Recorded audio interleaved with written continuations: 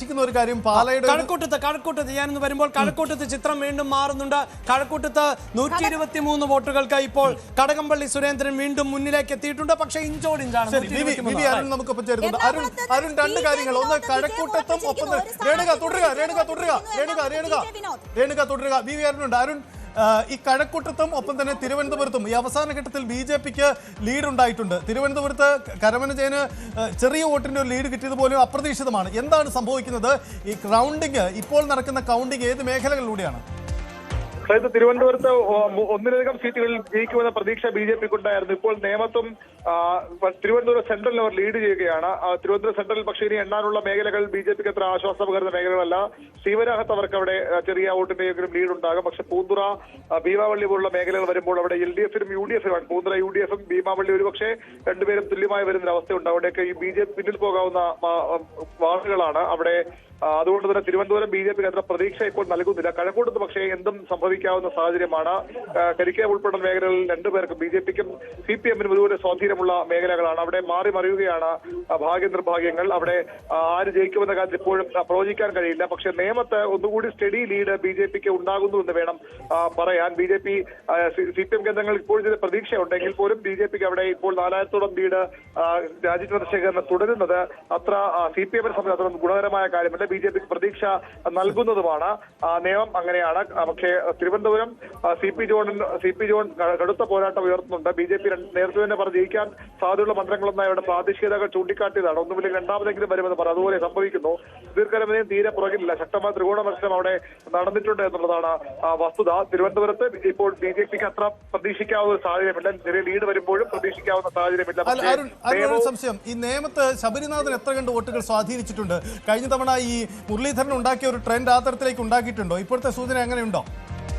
ശബരിനാഥൻ 10,000-ഓളം വോട്ടിന് ഒരു ഘട്ടത്തിൽ പ്രധാന സ്ഥാനാർത്ഥിയേക്കാൾ, അതായത് മുന്നോട്ട് രാജീവ് ചന്ദ്രശേഖരനേക്കാൾ പിറകിലാണ്. അദ്ദേഹവും തീരെ മോശമായി വോട്ട് പിടിച്ചു എന്ന് പറയാൻ കഴിയില്ല. ശബരിനാഥൻ പിടിച്ച വോട്ടുകൾ സ്വാഭാവികമായും ഇടതുപക്ഷം ലഭിക്കേണ്ടിയിരുന്ന ന്യൂനപക്ഷ വോട്ടുകളാകണം.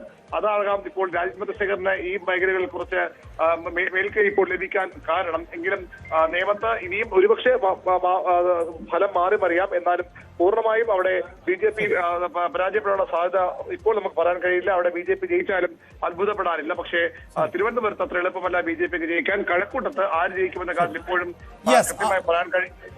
അതായത് സജിത്ത്, ഒരു ഘട്ടത്തിൽ BJP മുന്നിൽ വന്നു എന്നതിനപ്പുറത്തേക്ക് ഇനി അങ്ങനെ ആയിരിക്കില്ല സാഹചര്യം എന്ന് തന്നെയാണ്. പക്ഷേ നേമത്തെ അരുൺ സൂചിപ്പിച്ച ഒരു സ്റ്റഡിയായ മുന്നോട്ട് പോക്കാം, അത് ആണ് BJPക്ക് വലിയ പ്രതീക്ഷ നൽകുന്നത്. ഒരിക്കൽ അക്കൗണ്ട് തുറന്നതാണ്. കേരളത്തിന്റെ ചരിത്രത്തിൽ ആദ്യമായി അക്കൗണ്ട് തുറന്നത് നേമത്താണ്. ആ നേമത്ത് സാധ്യതയും കഴക്കൂട്ടത്ത് സാധ്യതയും അതാണ് ഇനിയും നമ്മൾ മുന്നോട്ട് കൊണ്ടുപോകേണ്ടത്. എന്തായാലും നേമത്ത് ഈ കമലേശ്വരം പോലെയുള്ള ന്യൂനപക്ഷ വോട്ടുകളുള്ള മേഖലകളിലേക്ക് വരുന്നുണ്ടെങ്കിൽ കൂടിയും ഇപ്പോഴത്തെ ഈ 4000-ൽ പരം ലീഡ് സ്വാഭാവികമായും ഒരു സേഫ് സോണായി ഒരുപക്ഷെ രാജീവ് ചന്ദ്രശേഖരൻ മാറിയേക്കാം. അതാണ് സാഹചര്യം. എന്തായാലും കേരളം ആറന്മുളയിൽ അബിൻ വർക്കിയുടെ ലീഡ് 8163 വോട്ടായി ഉയർന്നു. 10,000 വോട്ട് നേടി ജയിക്കുമെന്നതായിരുന്നു അബിൻ വർക്കിയുടെ പ്രഡിക്ഷൻ. ഏതാണ്ട് അതിലേക്ക് കാര്യങ്ങൾ എത്തുന്നു. പാലായിൽ സസ്പെൻസ് ഇപ്പോഴും നിൽക്കുന്നല്ലോ. പാലായിൽ കാപ്പന്റെ ലീഡ് കുറയുന്നു. പാലായിൽ അവസാനത്തേക്ക് വരുമ്പോൾ കരൂര്, ഒപ്പം തന്നെ മീനച്ചിൽ അടക്കമുള്ള ഇടതുപക്ഷത്തിന് സ്വാധീനമുള്ള പഞ്ചായത്തുകൾ വരുന്നുണ്ട്. ഒരുപക്ഷെ അവസാന റൗണ്ടിന്റെ ഒരു പ്രതിഫലമാണ് ഉണ്ടാവുന്നതെന്ന് കരുതുന്നു. പക്ഷേ കാപ്പന് 3793 ലീഡുണ്ട് എന്ന സാഹചര്യമുണ്ട്. ലീഡ് നില കുറഞ്ഞാൽ പോലും കാപ്പൻ ജയിച്ചേക്കാം. എന്തായാലും കേരള കോൺഗ്രസ് എമ്മിന് എന്തെങ്കിലും ആശ്വാസത്തിന് വകയുണ്ടെങ്കിൽ അത് മാത്രമായിരിക്കും എന്നതാണല്ലോ ഇപ്പോഴത്തെ സാഹചര്യം. സജിത, പ്രത്യേകിച്ച് വളരും തോറും പിളരും തോറും വളരും എന്നതായിരുന്നു KM മാണിയുടെ പോളിസി എങ്കിൽ ഈ തെരഞ്ഞെടുപ്പ് കഴിയുമ്പോൾ വളരുകയല്ല പിളരുകയല്ല, മറിച്ച് രണ്ടിലെ പാടെ പൊഴിഞ്ഞുപോയി എന്ന് വേണമെങ്കിൽ പറയാം. അതാണ് ഇപ്പോഴത്തെ രാഷ്ട്രീയ ചിത്രം എന്നതാണ്. അതെ, അങ്ങനെയുള്ള സൂചനയാണ്. അവിടെ റോഷി അഗസ്റ്റിനായിരുന്നു തടയിട്ടത്. ആ റോഷി അഗസ്റ്റിനിടെ അമ്പേ പരാജയപ്പെടാൻ പോവുകയാണ്. വലിയ ഭൂരിപക്ഷത്തിനാണ് രാഷ്ട്രീയ എതിരാളി ഇപ്പോൾ മുന്നിൽ നിൽക്കുന്നത്. അങ്ങനെ എല്ലാ തരത്തിലും രണ്ടിലെ പൊഴിയുന്ന സാഹചര്യം തന്നെയാണ് ഇപ്പോൾ കേരള കോൺഗ്രസ് നേരിട്ടുകൊണ്ടിരിക്കുന്നത്. വയനാട് തൂത്തെടുക്കുന്നു UDF. വയനാട് പൂർണ്ണമായും തൂത്തെടുക്കുന്നു. വയനാട് പുനരധിവാസം പോലെയുള്ള വലിയ അഭിമാന പദ്ധതികൾ പൂർത്തിയാക്കിയ ഇടതുപക്ഷത്തിന് അതേ ജില്ലയിൽ വമ്പൻ തിരിച്ചടി. രമേഷ് പിഷാരടി കൃത്യമായ ഒരു വിജയ മാർജിനിലേക്ക് എത്തിയിരിക്കുന്നു. 8000-ലധികം വോട്ടുകൾ, 8000-ലധികം വോട്ടുകളുടെ ഭൂരിപക്ഷമാണ് ഇപ്പോൾ പാലക്കാട് ശോഭാ സുരേന്ദ്രനെ പിന്നിലാക്കിക്കൊണ്ട് ഏതാണ്ട് വിജയം ഉറപ്പിക്കുന്നു. വട്ടിയൂർക്കാവിൽ K മുരളീധരൻ പിന്നിൽ, അത് വളരെ പ്രധാനപ്പെട്ട കാര്യമാണ്. കടകംപള്ളി സുരേന്ദ്രൻ ലീഡ് 131 വോട്ടായി ഉയർത്തിയിരിക്കുന്നു. വട്ടിയൂർക്കാവിലെ ഫലം, ഒപ്പം തന്നെ മണലൂരിൽ പ്രൊഫസർ സി രവീന്ദ്രനാഥ് ലീഡ് ഉയർത്തുകയാണ്. സി പി ജോണും തിരികെ വന്നിരിക്കുന്നു എന്നതാണ്. സി പി ജോൺ ഏതാണ്ട് 2200-ലധികം വോട്ടുകൾക്കായി തിരികെ എത്തിയിരിക്കുന്നു. അരുൺ സൂചിപ്പിച്ചതുപോലെ തന്നെ കാര്യങ്ങൾ നടക്കുന്നു. ഇനി ഇതാ കടുത്ത പോരാട്ടം എന്ന നിലയിലേക്കുള്ളത് LDF UDF തമ്മിലാണ്. അവിടെയാണ് സി പി ജോണിന്റെ മെജോറിറ്റി. ഒരുപക്ഷെ തെരഞ്ഞെടുപ്പ് രാഷ്ട്രീയത്തിൽ ഭാഗ്യം തുണയ്ക്കാത്ത ഒരു നേതാവ് കൂടിയാണ് CMBയുടെ സി പി ജോൺ എന്ന് പറയേണ്ടതാണ്. UDFന് വേണ്ടി നിലകൊള്ളുകയും അവരുടെ ഒരു ഭൗതിക മുഖമായി തന്നെ കാലങ്ങളായി UDFനൊപ്പം ഉണ്ടായെങ്കിലും തെരഞ്ഞെടുപ്പ് രാഷ്ട്രീയത്തിൽ എപ്പോഴും സി പി ജോണിന് തിരിച്ചടിയായിരുന്നു.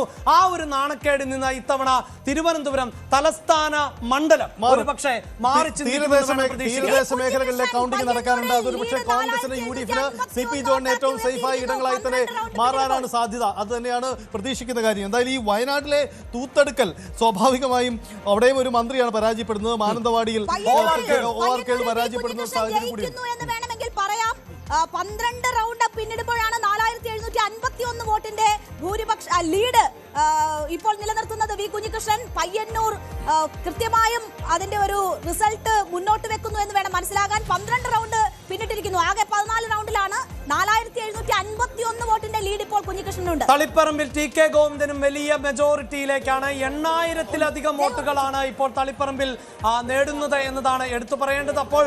അപ്പോൾ CPM-ൽ നിന്ന് പടി ഇറങ്ങിയവർ, CPM-നോട് പൊരുതി ഇറങ്ങിയവരെ ശരിവെക്കുന്നോ എന്നതാണ്, CPIM പ്രവർത്തകർ പോലും ശരിവെക്കുന്നോ എന്നതാണ് ഇനി അറിയേണ്ടത്.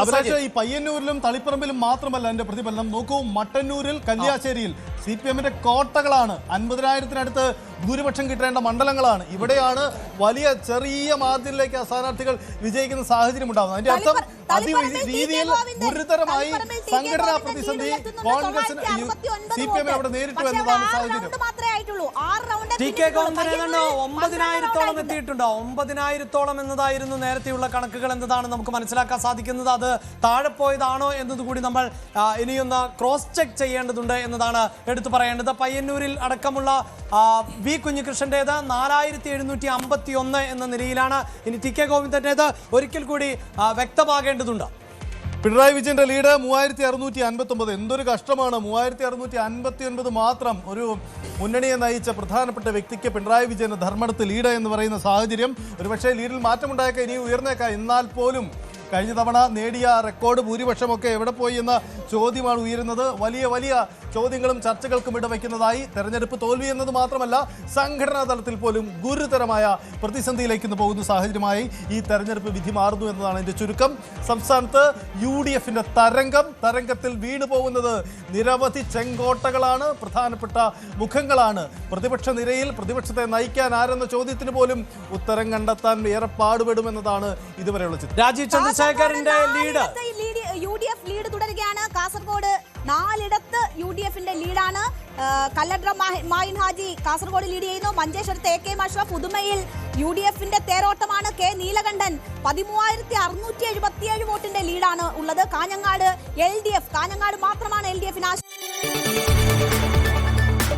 കൂടുതൽ വാർത്തകൾക്ക് News 18 Keralam YouTube channel subscribe ചെയ്യുക.